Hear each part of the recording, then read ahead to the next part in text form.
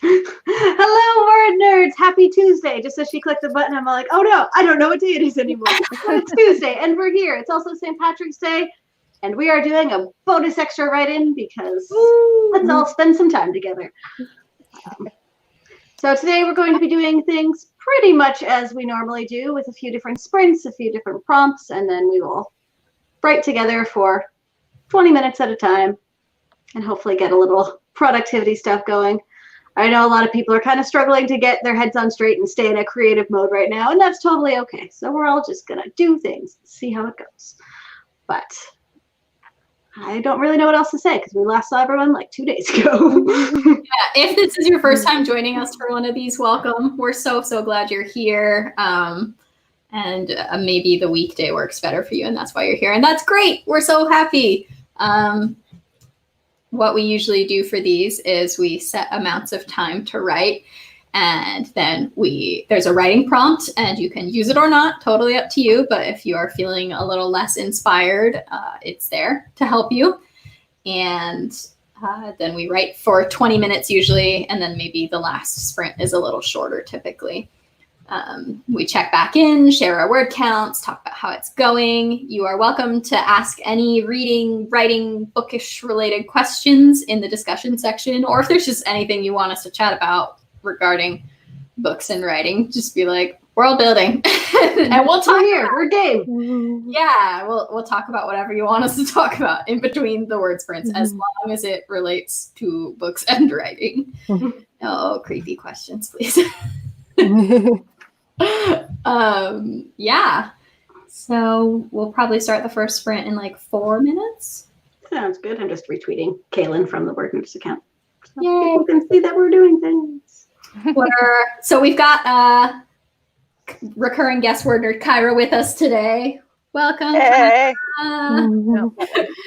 Try to get a little more like in the center of my screen. I'm on my phone because it doesn't work on my StreamYard doesn't work on my computer for some reason. So. Yeah. You look great. Erin's been having issues with it lately too. So on her computer. I think when we tried it on my computer, it was like you could either see me and not hear me, or hear me and not see me. So yeah. You know. I remember this one you can see me and hear me. I'm just off center most of the time because it's harder to stay in the frame. Okay, it makes you more mysterious, like the Phantom of the Opera. You just only see half of my face. Yes, that benefits the nice narrow frame. When it was just like Emma and I guess Megan was there as a black box. I was trying to figure out what would be in frame, so what I had to clean. Yeah. Like, how big is this going to be? Yeah. So what's everyone working on? I'm going to be working on the same thing that I was working on Sunday. So Sunday was the first time that I actually had any like words like written in a really long time, like at least a month and a half, 2 months.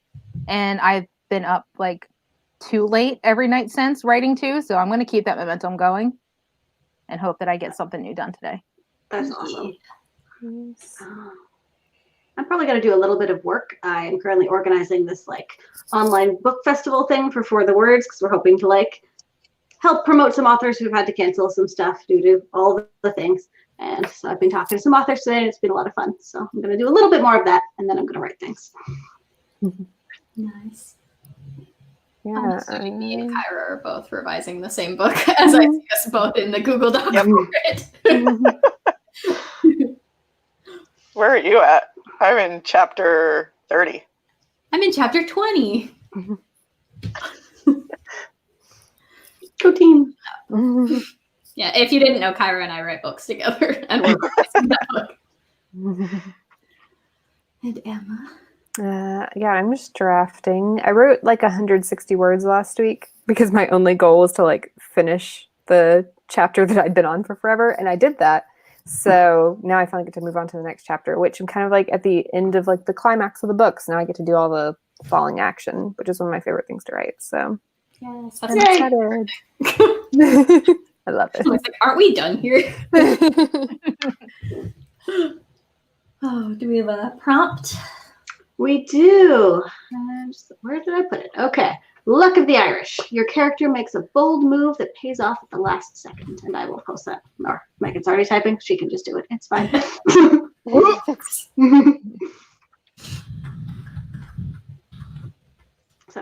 Yes, you do not have to use the prompt. It's there. It dawned on me about an hour ago that it was St. Patrick's Day, so we're going with it. Yeah.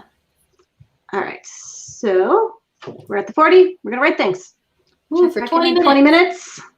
Good luck.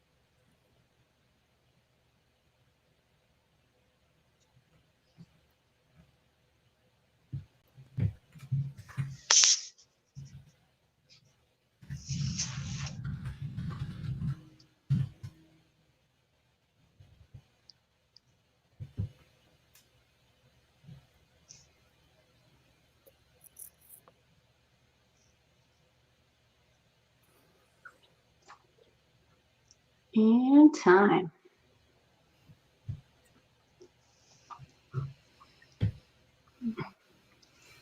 Spent the last 5 minutes just being like, don't miss 8 o'clock. Don't miss 8 o'clock. I would have missed it, so I'm glad you didn't. How'd it go? Like 11 pages. Slow start for me. I think I was like just under 100 words, but I'm retracing steps from last night too. Mm-hmm. Yeah, it was like 130, I think. I don't think I got 11 pages, so Megan's gonna catch up to me. I was, to be fair, a bunch of those pages were Kyra's pages, and it slowed down very fast once I hit my own pages, because we don't edit each other's, just leave comments on them, so unless it's like a typo or something. But then sometimes we make fun of each other for them and don't fix them. I think this round I've only been fixing them. I don't think I've made fun of any of your typos. There haven't None of them been were funny really enough. funny ones anymore. Yeah. Let us know in the comments how you did. Sounds like we have people working on a whole variety of things this evening. See Helen in the comments working on an essay. Yeah. We're going to have her back very soon when her computer's feeling a little better. Get well soon, computer. And as always, if you have any questions or writing, apparently we're just taking general topics now. Let us know. Some weeks, there's not many questions. We could take a topic and run with it. We had a comment from Mia who said earlier that they were working on plotting, but then said, I just found an old story I wrote when I got distracted, and now I want to write that one. So that's fun. How do I decide which to do?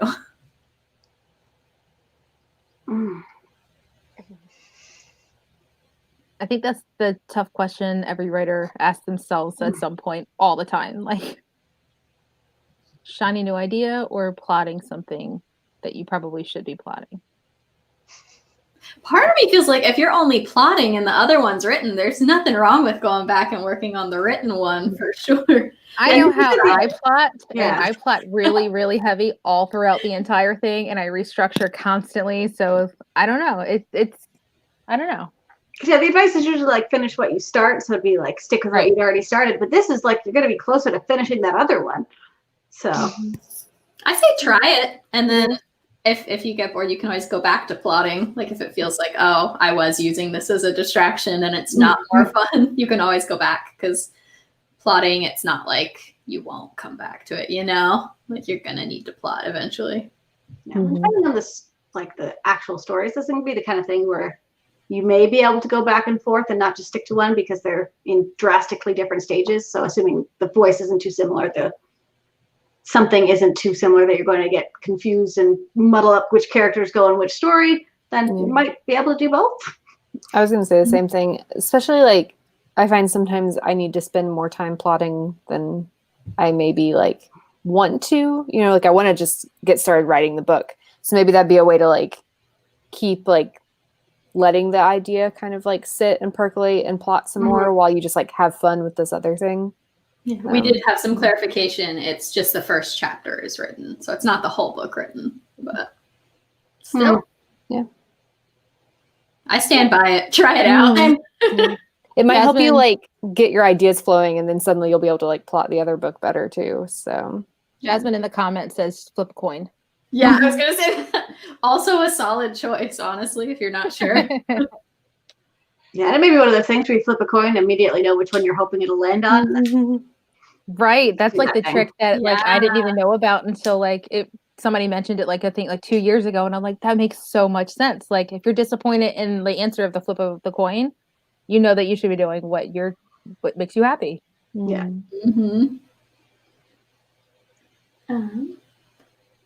We had a question from Josie Rose writes, how do you zero draft a novel? Curious minds want to know. I don't know if I know what that is. I think Is that just pants like just writing? yes. Like so instead of an outline, you're just kind of spewing, and then It's like the equivalent of that. I don't have it's like a experience with very much not fleshed out draft. So like it's not a first draft because it's not fleshed out at all. I don't can do speak this. to this. I do this. Yeah, I think that like Lee Bardugo does this, I think. So you could look her up and see if she's talked about it. But it's basically that she writes like a really bare bones, just kind of like, and then they do this and they do this and do it. So it's like kind of like a sloppy outline, you know, like somewhere in between an outline and a first draft. So. I like the sound of that. I don't know if I can wrap my head around like wasting words, even though that's totally not what it is. Well, and once I write mine, like, and mine's maybe a little bit more than a zero draft. Like it's somewhere between it's a half draft, I guess, maybe. But it's very like word spewing. It's like I write it like it's a draft and not just like an outline of this happens and this happens. But it is very messy. I basically write it and then like usually don't even end up looking at it again.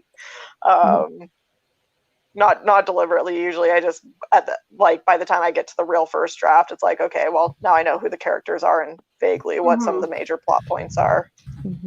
Yeah, I just dropped a link to a Tumblr post that Lee Bardugo did about her zero drafts in our private chat, so that can get put over. Yeah, Megan just posted it. When I like Googled Lee Bardugo first draft, there were a lot of results. She's been asked about it in interviews. And yeah, like to give you an idea of it, like apparently her zero draft of Six of Crows was only 30,000 words. And that book is, I'm assuming, over 100,000 words. So yeah. I know for me personally, I have some books that usually I end up like very seriously overhauling that I'll refer to as zero drafts. And it's not necessarily that I've done significantly less planning or anything, because for the last few years, I haven't done a ton of planning ahead of time for most of my books, but I did have like a structure. But it's just that I knew in writing it that it was going to come out with a really low word count. And for those books that I did have, like it was a fantasy that was like 55,000 words. So I call it a zero draft because it was like, okay, now I have to go in and just rip it open and add the rest of the story, the rest of the world, the rest of everything else into it. And so it can mean different things to different people for sure. Well, and I a lot of times, because it's basically for me, it's a problem solving draft.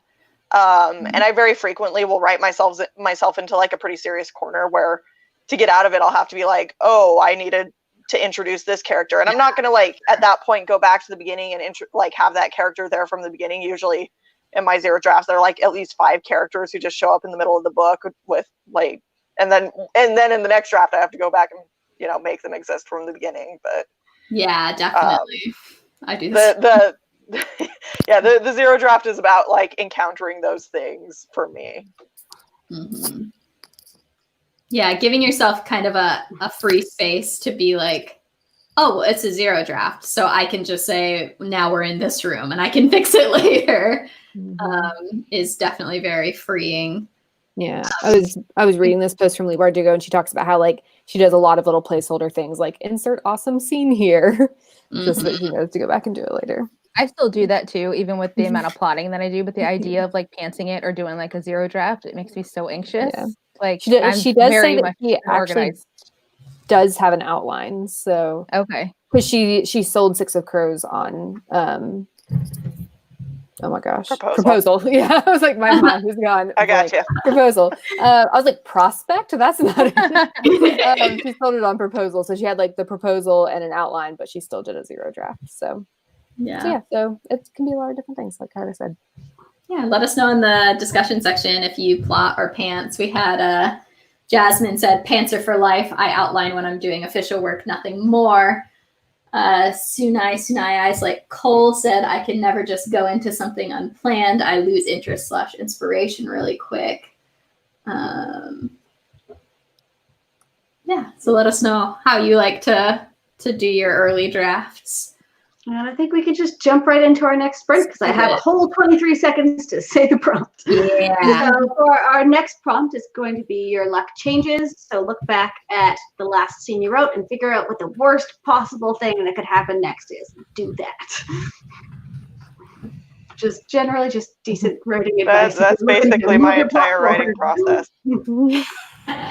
That's my writing process in one prompt. So Seeing as one of you has literally had a character just fall down a hole and there was fire or something, I believe it. I don't remember exactly what the scenario was. So well. Ah, And a well is everything a was hole. on fire, and also death was unleashed. It was, and that's the midpoint of the book.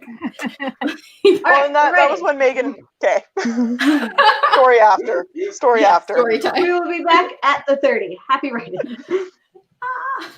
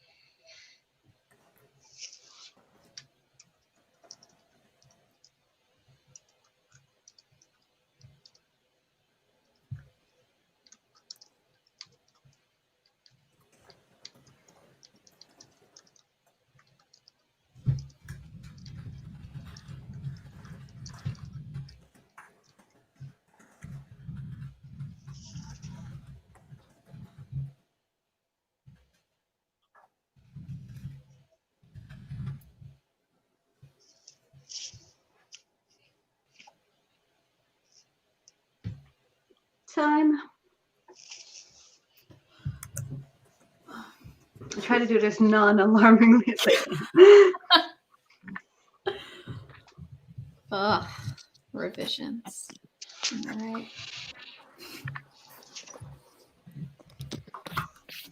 Caitlin's cat seems to have had a pretty good sprint. Yeah, I was doing pretty good, and then she came up here and just started like laying on everything. Cat butt. I think I I got like knew you had a cat. she's old too. She's old fart. Huh. I feel like I My critter. Hey, buddy. Oh. did. What's her name? Well, she's had a bunch of different names. Her like official given name is Hailey, but then we had kids, and her name was Kitty for a while, and now it's Minion. A perfect evolution. Yes. All right, how'd it go? I got about 120-ish. Yeah, slightly better than last time, like 170. I think I'm doing more revisions than actual writing right now, though. Good. Got 13 pages. Megan's definitely going to catch up to me. I got most of the way through another chapter. In the comments, Lizzie got 561, Ashley got 551, Isabella got 200 words, Leah did another quarter scene of revisions. Lots of good stuff here. Yes. I also saw we have a couple of new people who Woo! the video got recommended to them or something. So thank you for being here. The way these work is we set amounts of time and we write for that set amount of time, usually 20 minutes. We're probably coming up on our last sprint here, so it might be like a 15-minute one. And we check in at the end, cheer each other on. There's writing prompts to help inspire you if you're feeling a little uninspired, but you don't have to use them. And if you have any writing or reading related questions, feel free to ask them in the discussion section and we answer them in between sprints. It's the whole spiel. That's pretty much what it is. Oh. Checking how everyone's doing. Yeah, Andrew finally got a plot for this new idea. Very nice. I always seem to struggle with that. I have ideas that don't have plots. Which doesn't feel like it makes sense. But it does. And you feel like it's like an idea that's like ready to go, and then you actually sit down and you're like, wait, this is not a plot. Yeah, This is that's how my concept. plotting is going for my new idea. It's like I have a bunch of characters and that's it. I wish I had characters. I'd never have characters. Like I don't think once ever. Huh. Characters being that thing that started for me. Yeah, I usually start with characters and like one plot twist. yeah. I thought I had premise, but then I tried to write down what the premise was, and all I got was 2 feral dorks try to learn how to friend. So I love it though. that's plot, right? I'm Let us know in sold. the discussion section what you come up with first, if it's character, or plot, or world. What you come up with first most often. And also, if you asked a question and we missed it, please feel free to re-ask it. We are most likely not ignoring it. Sometimes things just get lost in the chat. I want to make a joke about how, except for that one guy, but there isn't anybody today. Yeah. We really aren't ignoring you. They probably aren't ignoring you. I know it make me feel so like it's me. They're ignoring me. I know it. Even if I hadn't said anything. Yeah. Anytime I watch a live write-in or like a live writing chat and I like make a comment and it doesn't get addressed, I'm like, oh no, did I ask the wrong question? Did I say the wrong thing? But no, live chats are just weird. Yeah. Welcome. Can you tell my Megan story now? Yes. Yes. So basically, the first draft of this book that Megan and I did, we were doing this like really terrible idea, chaotic thing where I would write a chapter and then I'd give it to her and she'd write a chapter. There was no plotting. We didn't talk about things beforehand. It just was like this It hot was the potato drafting disaster. version of chaotic evil. It was. So we're like however far into the book. I was feeling like things were just going a little slow. So I did exactly what Kelly said last time. I was just like, what can I do to mess things up for my characters? And that's how I ended my chapter with like the characters in the hole with everything on fire. And I just like handed that back to Megan and was like, I didn't expect any of this to happen. I'm sorry. And Megan's like, oh no. Oh no.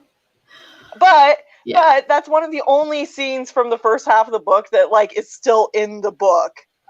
Pretty much everything else was scrapped, but that one scene is like high intensity. It really worked, so it's still there. It's been revised, but it's still there. Mm-hmm. There is a lot to be said for just picking the worst thing that can happen and then forcing your characters to figure out how to get out of it, particularly early on. Or forcing Megan to figure out how to get out. Yeah. That's true. But even in like my own like solo projects, I feel like I've been trying to apply that, the whole like, well, if I make it really bad now, then it's like a guarantee that I'm going to have to make it worse later, which leads to a more interesting plot because I'm like constantly having to be creative, coming up with new things to do to torment them.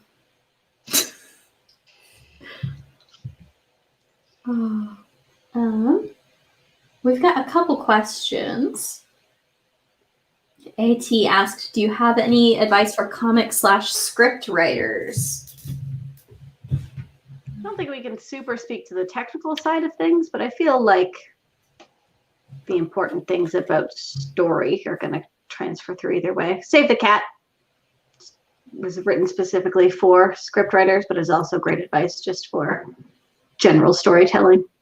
Mm-hmm. I also recommend Screenplay by Sid Field. And I learned a lot also from writing the pilot by William Rabkin.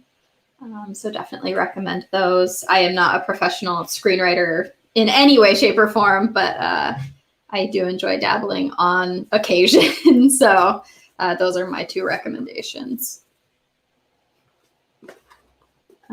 I also, I guess technically, The Anatomy of Story by John Truby is also written with like screenplays in mind. Oh, I didn't know that. Yeah, it's told very much in a way where it's like screenplays or novels, which is why I tend to refer to it much more for novels than any of the other storytelling books that I've read, like Screenplay. But yeah. I think also, so graphic novels, that was also part of the question, right? Comics. Mm-hmm. I think for that, one thing you want to be really aware of is like letting, and maybe you are doing the art too, but like leaving room for some of the story to be told through pictures. That's something, and I don't edit like graphic novels or comics, but I edit picture books, and that's one of the biggest things I see is that they haven't left enough room for the artist to interpret, like the visual artist to interpret the work. Mm-hmm. Mm-hmm. Yeah, definitely make sure you're reading a lot of comics. I use Webtoon for that. It's great. Highly recommend if you're not on there yet. Yeah, as with any story, reading a ton of it is always a solid starting point. I also really like the book Understanding Comics by Scott McCloud. I had to read that when I took a graphic novels class last summer. And it does a really good job of explaining like how like images like tell a story and produce emotion and stuff like that. So, and I think he has some other books too about comics and graphic novels. So. Excellent. We've got another question from Zelda Girl Forever. How do you avoid your first book being a setup book? Like all the cool things happen in books 2 through 4, but book 1 needs to exist to get things rolling. How do I make sure that book 1 is still satisfying? So usually I think what I see that works well is that as you go along, like the characters' goals and motivation shift to get bigger. So if they don't have something that's like a small term, like a short term or smaller goal in book 1, like that's going to be what's driving that book. and maybe they are doing a lot of things that are getting them set up to do whatever they're doing in books 2 and 3 and beyond if it's longer than a trilogy.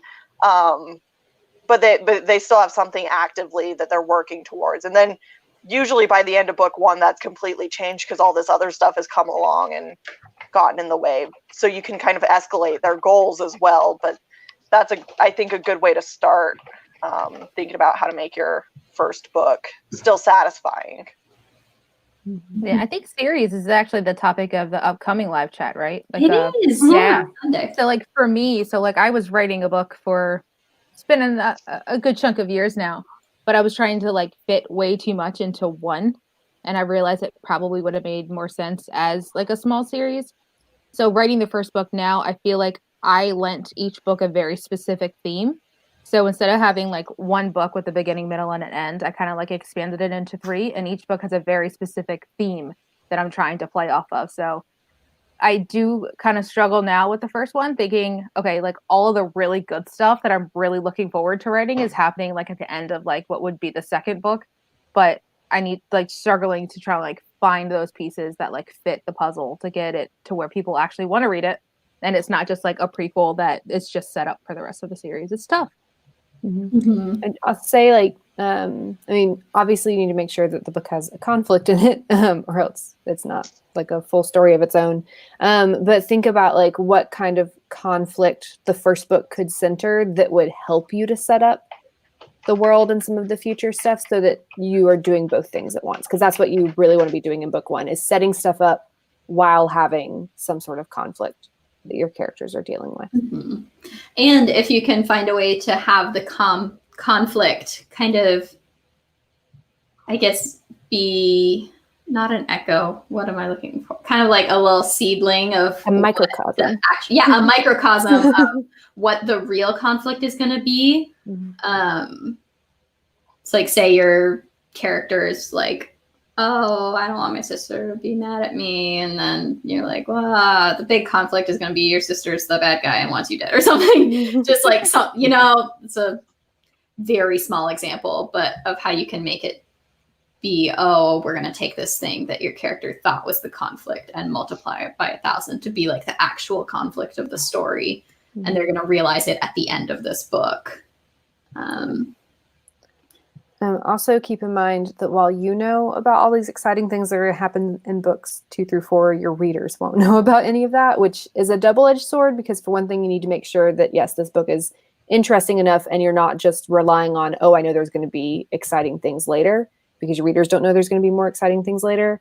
But also, like, all those things that you're really excited about and you feel like this book is lacking, they don't know about them yet, if that makes sense. So, like, this book could still be really exciting on its own. And then they get to book 2 and they're like, oh my gosh, it's even better, So it can be good to have even bigger things in later books. That is what you want.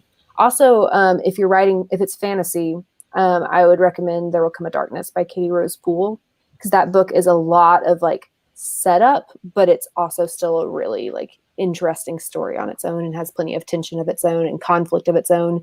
You definitely can tell that she's doing like a lot of setup of like the world and like this prophecy and the characters. I think she does a really good job of that. So yeah. And if you are planning on self-publishing it, you have a lot more control there too. You could have the first book be like novella length and then later books be longer. I know Kelly has like experience with doing novellas and stuff. Mine tended to be ones I publish after. My thing would be, mostly if you're going that route, just go all out and end with a cliffhanger of like, if you know it's going to get really exciting soon, just put it all out there and get those readers picking up the next book. We're going to transition into prepping for our final sprint of the night, because if we started on the 45, we could do 15 minutes and end on the hour. Apparently that's the thing we do now. So yeah, for write-ins. So our final prompt has gone on to a different tab. Okay. The local pub. Your characters reconvene at a favorite establishment to celebrate an unexpected victory. Characters reconvene at a favorite establishment to celebrate an unexpected victory.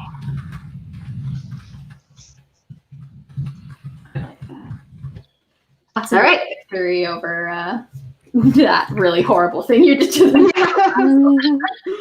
There's been a whole lot of ups and downs in the less than an hour of writing. So, all right, we are going. We will be back on the hour. Good luck.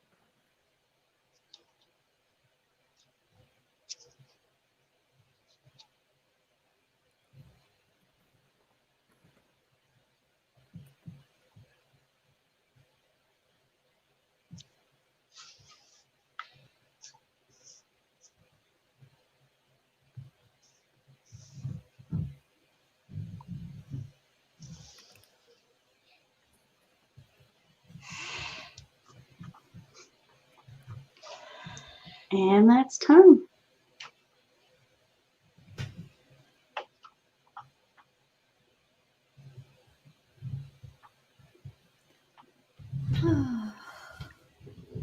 How'd that go for everyone? 5 pages. I somehow got more words than the other two. I got 234 this time. Oh, nice. Nice. I don't like Scrivener on the iPad because it doesn't give you an actual word count, and I hate that. So I'm just guesstimating, but I think it's still like around 100. Nice. I got through another chapter. So. Yeah. Helen did a little over a page of her essay, Nice. just including her in the word nerd tally. She's here. It counts. Yes. Definitely counts. Some great numbers from all of you. Lizzie did 498. Ashley did 422. Jordan did 465. Penumbra mine 593. I forgot how to read numbers for a second. We're all good. Numbers are hard.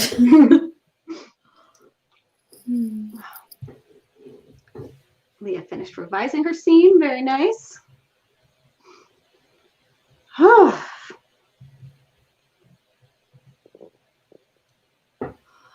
I'm like, Isabella didn't keep 2 track, which is paragraphs also from being- spelling. Oh, yeah. yes. 2 paragraphs being done a chapter?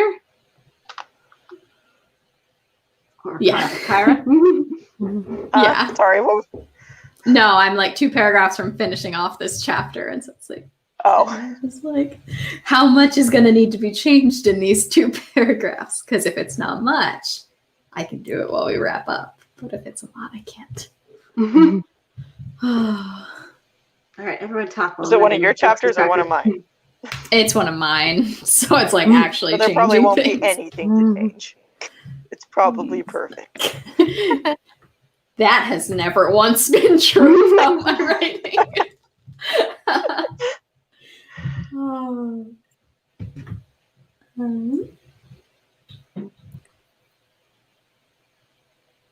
Let's see. We're probably going to be wrapping it up soon. So if you have any last minute things you want us to talk about, let us know in the discussion section. And thank you so much for being here. Cool. Somebody posted in the comments that if you highlight the text in Scrivener, that it tells you the word count, and it does. Look at that. Yay. Heyo! Learn something new. We had a question from Veronica. How would any of you tackle a big battle scene? And my first one, in parentheses, in the next chapter. Find a way to not have to write the battle scene. I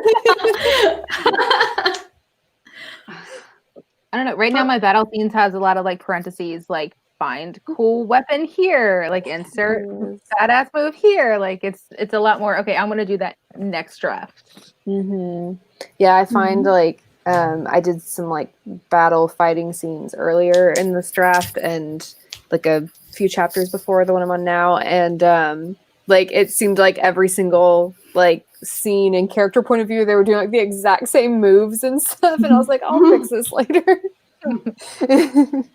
It's like, how many ways can I come up with? They hit swords and moved away and together again. That way. They hit And that swept the person's feet out from under them. I would recommend if you want to kind of have a little less to do in revisions when you go back through, is get like a big old note card or piece of paper or something and figure out who all your major players are going to be who are on this battlefield. Like, where is the battle taking place and where on that battlefield are your major characters. I would also recommend then looking at each character specifically, like who are they currently fighting and how are they currently fighting them? Because not everyone in your world is probably trained in like sword wielding. Maybe some are using magic, maybe some have other weapons, because that will help give you a little bit of variety. And then also, what does your character stand to lose aside from their life in the battle? Because obviously they don't want to die, but the battle sequences that I find the most compelling are the ones where they're trying to fight for their own life, but also trying to get this other goal. Think like in The Witcher when Geralt is fighting. Oh, what's the girl's name in the first episode? Oh my gosh, I couldn't remember. But the really cool fight scene in the first episode. Yes, the really cool fight scene that everyone posts on Twitter to Toxic. Yes, Renfrey. Renfrey, yes. Thank Veronica you. got it. He's like fighting her to stop her from going and killing this person, but he's also during the fight trying to just convince her to give up because he doesn't want to kill her. Yeah, thank you so much to everyone who's like, Renfrey, get it together. But yeah, so look at like what the main goals are outside of just survival. And then I think if you keep those things in mind, it'll be a little bit easier going through to find ways to keep the battle exciting. Mm-hmm. Also, a couple of things that I try to keep in mind is allow characters to get hurt. Because sometimes it's like I get 2/3 of the way through it. I'm like, wow, all of my main characters have not a single scratch or bruise on them. So like allow them to get hurt. And just like any other scene, try to find ways that they can interact with their environment. So this is another reason that it's really good to kind of like map out what the scene looks like what the like battlefield, so to speak, looks like, and figure out how they can interact with that. Like, are they getting, if they're indoors, are they getting backed into a corner? Are they like moving locations? I think that can be really interesting. Like they aren't going to just be fighting in like the exact same like 5 square feet probably the entire time. So how are they moving around? Are there like hills? Are there like castle ruins? Like what is around them that they can play off of? Mm-hmm. And a lot of my scenes. Oh, go ahead, Jinx. No, I was going to say, like, a lot of my scenes start with dialogue too. So it's like I have to get a good idea about where I want the scene to end. Like, what's the point of the battle? Who's going to win? And then what are going to be some dialogue pieces thrown in the middle? And then it's just kind of like connecting the dots from there. Mm-hmm. Mm-hmm. Yeah. And the more planning you do up front for battle scenes, the less you're going to have. Like, you'll still have to revise. There's no part of writing where you don't have to revise, but again, the more you plan up front, the less chaotic it's going to be when you go back in later. We had MM Ward say that scene is blocked a lot like the gameplay with the pauses. And I would actually, as a follow-up recommendation, if you're able to, recommend playing some video games. Those have been very helpful for me in figuring out fight scenes more. Yeah, MM Ward recommended Halo and Assassin's Creed and FF, whatever that is. Final Fantasy? Final Fantasy.